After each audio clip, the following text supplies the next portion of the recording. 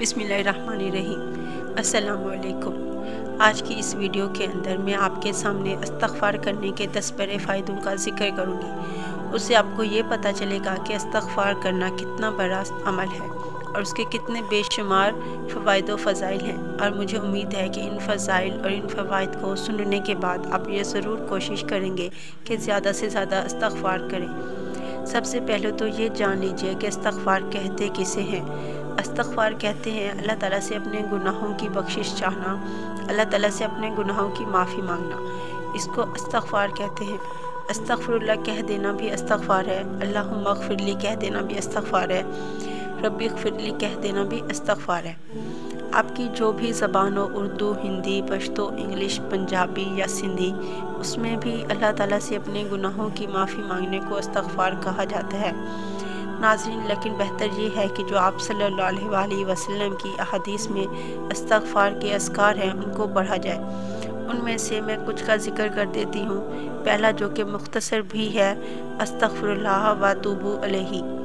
दूसरा, रब्बि इग़फ़िरली व तुब अलैया इन्नका अंतत तव्वाबुल गफ़ूर। तीसरा, अस्तग़फ़िरुल्लाहिल्लज़ी ला इलाहा इल्ला हुवल हय्युल क़य्यूम व अतूबु अलैहि। चौथा, अस्तग़फ़िरुल्लाह रब्बी मिन कुल्ली ज़ंबी व अतूबु अलैहि। नाज़रीन, रसूलुल्लाह सल्लल्लाहु अलैहि वसल्लम ने फरमाया, अल्लाह की कसम मैं 70 मरतबा से ज़्यादा अल्लाह ताला से बख्शिश मांगता हूँ और उसके सामने तौबा करता हूँ। नाज़रीन, अगर गुनाहों के बोझ से दिल भारी हो और आप बेचैन हो तो अस्तग़फ़िरुल्लाह की एक सादा सी दुआ आपको पुरसकून कर सकती है, जिसको किसी भी वक्त आप चाहें तो पढ़ सकते हैं। बिलाशुबह तौबा व इस्तग़फ़ार करने से अल्लाह अपने बंदे पर रहमत के दरवाज़े खोल देता है।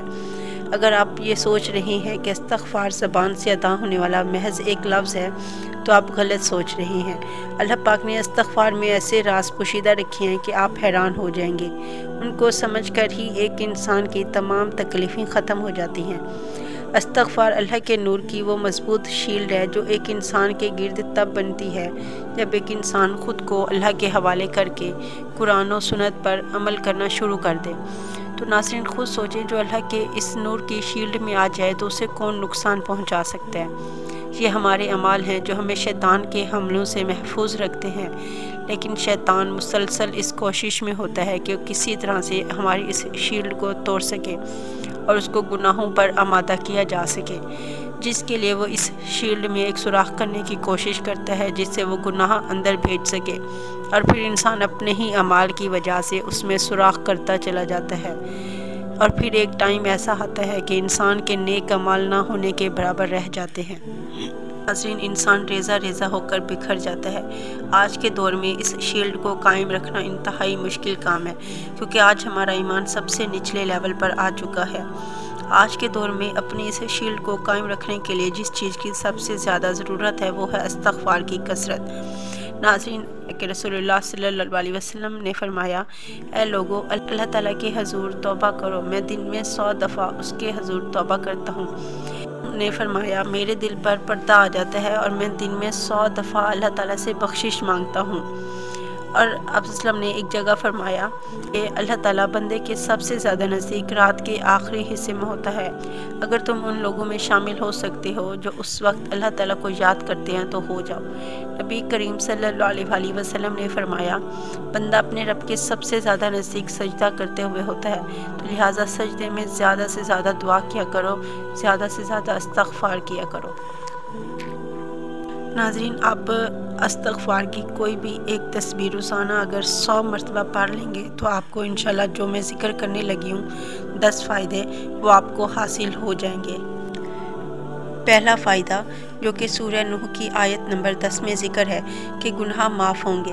आप सल्लल्लाहु अलैहि वसल्लम ने फरमाया, हर बनी आदम यानी हर इंसान ख़ताकार है, उससे गुनाह हो जाता है। बहैसियत इंसान हमसे गुनाह हो जाते हैं, और अगर गुनाह ज़्यादा हो जाएं तो उन गुनाहों की नहूसत इतनी होती है कि हमारी ज़िंदगी बहुत तंग हो जाती है, हम बहुत सी मुश्किलात का शिकार होना शुरू हो जाते हैं। लिहाजा जब हम इस्तग़फ़ार करते हैं तो उन गुनाहों का बोझ हल्का होता है और हमारी नेकियों में इजाफ़ा होता है और परेशानियां ख़त्म हो जाती हैं। नाज़रीन, इसका दूसरा फ़ायदा है, माल और दौलत में ज़्यादती होती है। سورہ نوح کی آیت نمبر 12 کے اندر اللہ تعالیٰ نے ذکر کیا ہے کہ جو انسان بھی یہ ذکر کرتا ہے تو میں ان کی مال کے ذریعے مدد کرتا ہوں۔ مال کا ملنا بھی ایک نعمت ہے اگر انسان اس کا خرچ صحیح طرح سے کرے۔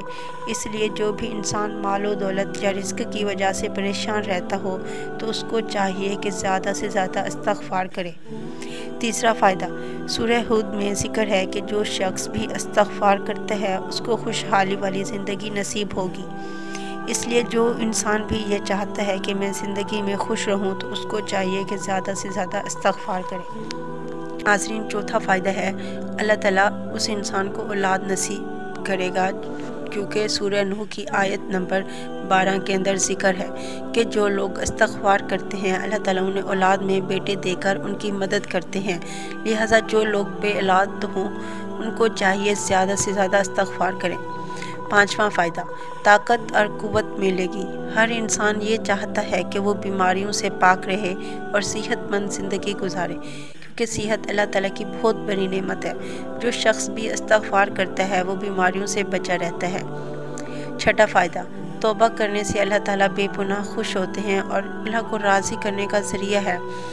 آپ یہ سوچیں، جس بندے سے اللہ تعالیٰ راضی ہوں اور خوش ہوں اس کو اور کیا چاہیے۔ لہٰذا اللہ کو خوش رکھنا چاہتے ہیں تو اس کے لیے استغفار کریں۔ ساتواں فائدہ، توبہ استغفار جنت میں داخل اور جہنم سے نجات کا سبب ہے۔ سورہ مریم کی آیت میں یہ ذکر ہے کہ جو لوگ بھی اللہ سے اپنے گناہوں کی معافی مانگتے رہتے ہیں تو وہ جنت میں داخل ہوں گے اور جہنم کے عذاب سے بچا لیے جائیں گے۔ ناظرین، آٹھواں فائدہ، توبہ و استغفار فرشتوں کی دعا لینے کا سبب ہے۔ سورہ غافر کے اندر ہے کہ جو انسان بھی توبہ و استغفار کرتا ہے تو فرشتے ایسے مخلوق جو بے شمار ہیں اور بے گناہ ہیں وہ اللہ کے سامنے اس بندے کے حق میں دعا مانگتے ہیں جو اللہ تعالیٰ سے معافی مانگتا رہتا ہے۔ ناظرین، نواں فائدہ، استغفار کرنے سے تنگی میں آسانی ہو جاتی ہے اور ہر غم سے نجات ہوتی ہے اور ایسی جگہ سے رزق ملتا ہے جو انسان کے وہم و گمان میں بھی نہیں ہوتا۔ ناظرین، 10واں فائدہ، قیامت کے دن نامہ اعمال میں خوشخبری ہوگی اس شخص کے لیے جو توبہ و استغفار کرتا ہے۔